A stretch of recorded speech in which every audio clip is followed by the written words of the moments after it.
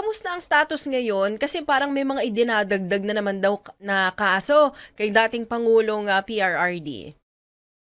Yes, mukhang gano'n nga. Pero yun nga ang, pinagtatakahan ko, ah, kung, merong mga kaso dito sa Pilipinas sana dito na lang yung hukom dahil, nagtataka kami at, yung aking investigasyon ay nakatumbok do'n na nakita natin na maraming paglabag sa batas ni Presidente Duterte na kinaya sana ng, Pilipinas ang, paghuhusga sa kanya at handang-handa siyang humarap sa paglilitis dito.